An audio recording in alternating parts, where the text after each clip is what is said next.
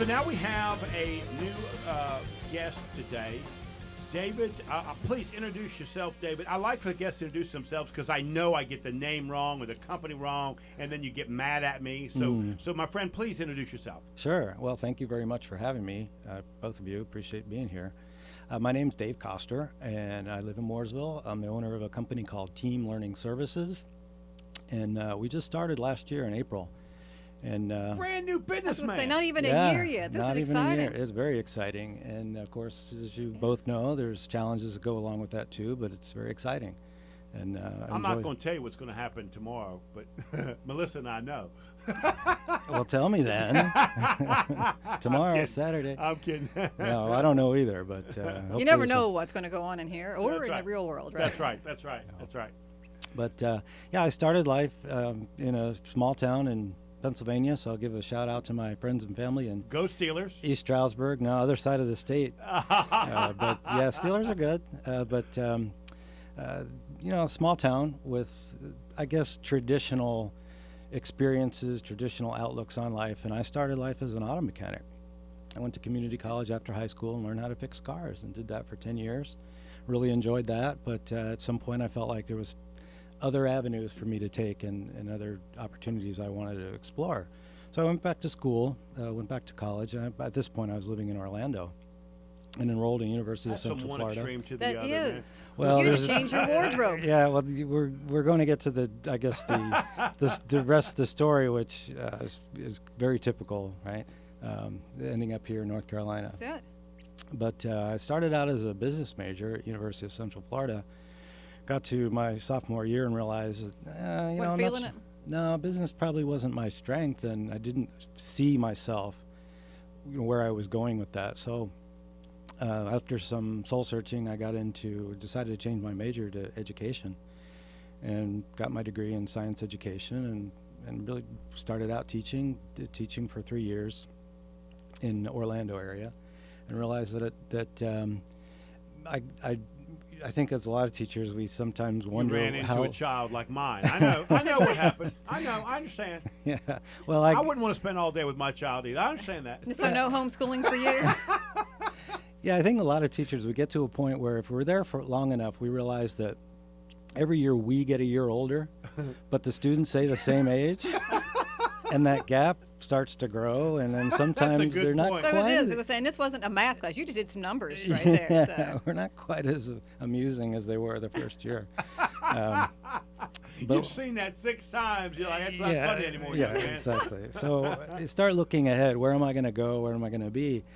So I kind of took some time off and got a master's degree in instructional systems design. So you've been in schooling quite a bit. So whether teaching or learning yourself, you've done a lot of education aspects. It's always been a comfortable place for me. It's always been an enjoyable environment.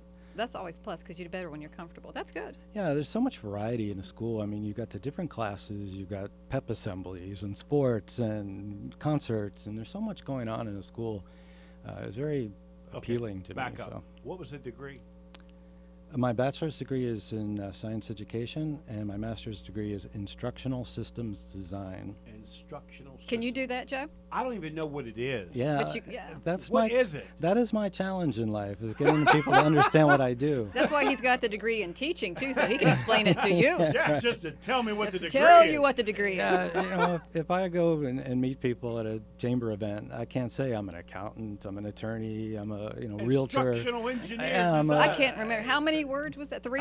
3 words. Yeah. 3. Okay. Yeah. It was a very highly respected. It makes you sound very important. It does make him sound like a big head. I'm sitting here thinking head. I need to come up with another title, Yeah. Owner. That just doesn't work. It's not as There's impressive not as as many letters. That's right. Joe, the radio man. Yeah. That just doesn't work. Just, Well, we'll see where it's gotten me. I'm on the radio with Joe. I mean, what else? whoa. He said that's a compliment. Thank you for clarifying. I want to hear what this thing is. Yeah, we need more explanation. Where does it take you to? Instructional systems design is really the science of education and training, developing education and training. So there's a process to it. You would never go into a... Joe's looking confused. You need to help him. So it's an elevated teaching process and system. Am I close? It's creating... She said, it's a way to create effective Humor training. him. Just tell him, sure. You'll never get him the next sentence. We will not get to your current business. We're still stuck in college with you. Okay, I got you. Well, it Okay. accelerates Just quickly nod and after say that. yes, Joe. Okay. So I got into instructional design, which is really developing training for business or military or academics. So it's getting out of the classroom or public school teaching. Which is a big deal because all these tutorials, all of this stuff online, all of this stuff needs that sort of discipline and focus. I got you. Okay. Yeah, you've I'm never. connecting. You're good now. I'm getting You're good. Yeah, there's Okay. never been a We business can move forward owner- in his life Yeah. now. We can take you out of your college years now. And Well, you know this, Melissa. There's never been a business owner that hasn't said we need to train our people. no, they don't come in pre-programmed. No. No. And a lot of business owners aren't trainers themselves. Right. So we are really the training expertise that a lot of business owners don't have but need. Gotcha. So can you take a person off the street that's wanting a job and make them fit for a particular business? Or what do you do with the people? question. Maybe, I was going to say, because I'm sitting here, what could you do for a business? And is that limited? I'm going to let you take the mic back and tell me what you can do with that human. Well, there's always predispositions for a certain role. I mean, there's some people who just Right, a aren't bad fit. into. Yeah, don't put them there because they're not going to. Right. So you start with the test so you know what their predispositions are, and then from there you'll take them to training in the direction you think is a good position for them. Is that how you would go with that? Well, for the most part, we're supporting the business function. So the hiring part, we can consult on hiring to make sure that, all right, what are the characteristics for this particular role? And then to consult with the hiring people to make sure that they are aware of that. Okay, Dave, I got a question before we go Sure. further. Who comes to you, though? The person looking for the job or the business? The business. The business. Okay, I Right. want to make sure that you're not going to have a bunch of people show up in your door and I need a job, man. Yeah, no, if I understand him correctly, he would put your training material together so that once you've hired them and tested them to make sure they had a good Smile on their disposition face and- so that they right. smile, Okay. then he'll help them train and get them up to speed as Okay, efficient I'm as catching up. possible. I don't have Am that. I yeah. am I with you on that? Exactly. I'm getting this. Hey, you did Perfect. great. That explanation of his degree really paid off. See, Yeah. you're such a good teacher already. Well, actually, You're a yourself- great teacher. Give yourself a Actually, raise. I saw his fingers on the laptop. He's probably Was at he Google s- right now. What the heck I'm is on an your website, instructional buddy. He's design? doing a background check, you know. So, yeah, that's No, I get very it. much I absolutely get that. So if you're having trouble at McDonald's teaching somebody how to work on this cash register because it's taking 3 weeks, which is too long of training, he's going to tell you, I can create some sort of video and or training process to speed that up so in 10 days they'll be efficient on your We got 10 Patrick, minutes how to am I make it doing? happen. We're fast Yeah, food. 10 that- minutes. Make them learn it now. Yeah, you're not We're alone dealing in with that. ghosts over Was here. I close? Was I Fix it close now. to what it is you do? You're really right on the money. And Wow. What he Right on the wanted money. to say was Exactly. All right. Okay. I'm Say learning. exactly and humor him again. Exactly. Dave So much says, better. "Okay, I'll play along." Yeah, play along. But that is one component of it. There are other parts to it, and as you kind of alluded to, you really have the downstream, the upstream, and the downstream parts of that. So while I might not be directly involved in the hiring, we do want to make sure that the person is educable, not so much as for who they are as a person, but that they have an aptitude for that type of work. Gotcha. So, but most hiring managers understand that. Well, we're learning that as business owners Right. that these tests on the front end do help us make sure we don't make big bad decisions Right. on the front end. So we're kind of learning that. Do you dig into the whole whether it's got to be video or whether it's got to be printed material? I mean, is that all part of what you do? Well, that's a really interesting point because there's talk about learning styles, and I won't get into the academics of that, but there are some myths out there in our world. Learning styles is kind of one of them, to think that people learn a certain way. And I would never provide a training program that One size fits all. No, no, it doesn't work. It exactly. isn't. You really need to develop training to the work Okay. and what the business outcomes are requiring. So you don't want to just say, here's a training program and having it sit by itself. That's the upstream, downstream. You really want to start with the end in mind and say, what is the business outcome of this training? What is your business goal that this training is going to support?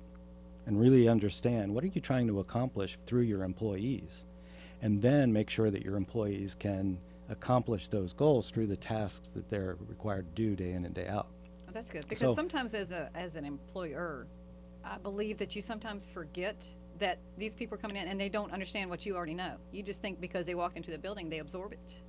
You know, you need to teach Well, it. and that's interesting, because what happens when you created something? Don't you have to kind of test it, like make sure that it works?